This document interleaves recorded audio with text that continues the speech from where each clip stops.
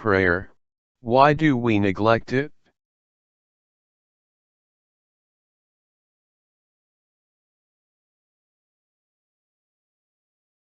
What is required if problems and struggles keep making it difficult for you to pray?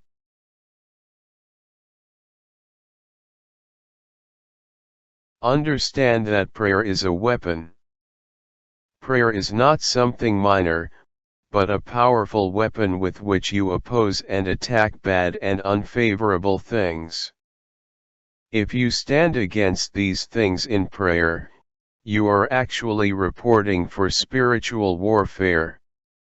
A small group of people with a powerful weapon can overcome a multitude of soldiers with substandard weapons.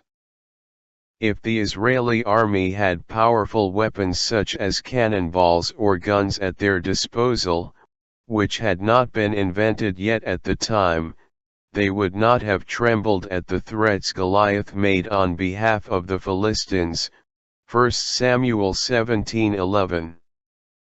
They would simply have killed him and the Philistine army from a distance.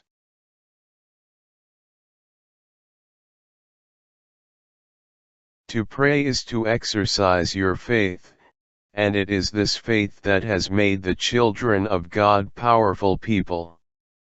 They moved many mountains with their faith in God, by telling these mountains to remove themselves, never to be seen again.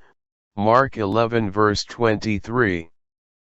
It is as if the faith of a Christian, when speaking directly to their particular problem, releases a self-destruct, self-removal, or self-repair mechanism hidden within that particular problem.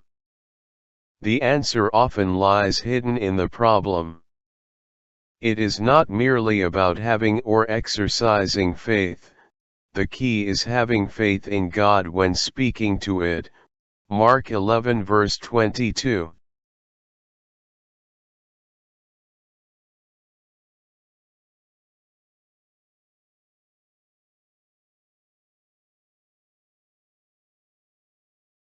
Sickness and financial debt are some of the common burdens that can be spoken to in faith.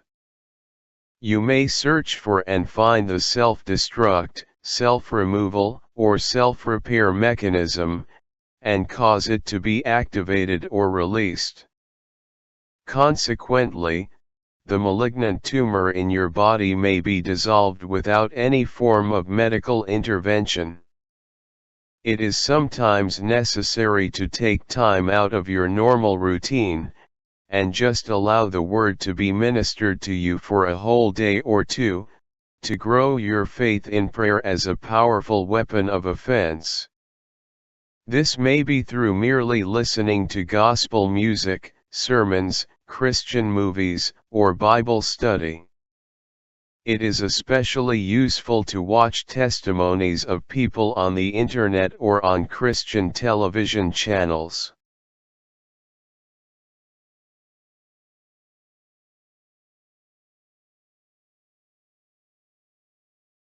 Pray for the wicked. Many crises that Christians experience have been caused by evildoers, in some way or another. The unemployment and subsequent financial hardship of some Christians could be due to their state authority passing a law prohibiting Christians from occupying certain government job positions any longer. This is, however, not the only bad situation that requires prayer. Christians often state that they are praying for a certain person. Since it is usually accepted that praying for someone else is for the good of that person, people do not usually respond by asking the Christian what exactly he is praying for, when praying for the other person.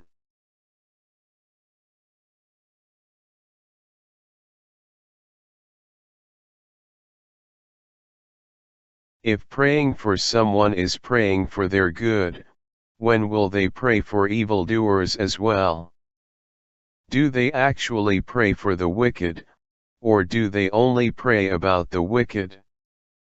One of the most common prayers of Christians is for God to punish oppressive leaders, evil criminals, and other people like this. How many Christians, however, pray for the wicked, believing that God will save their souls?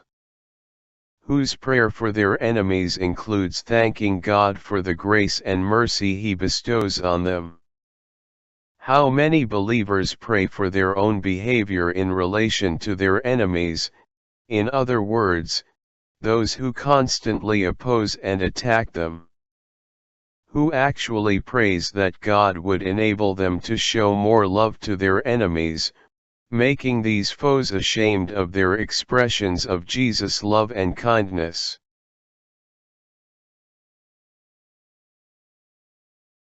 Those enemies who constantly oppose and attack you, might even be doing this because of your faith in Christ, or a particular Christian testimony.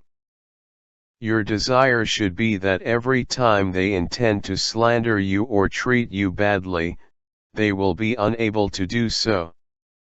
They should rather be pricked in their conscience with words such as, "I cannot speak badly of those whom God has blessed. I cannot do bad things to those who serve Jesus Christ."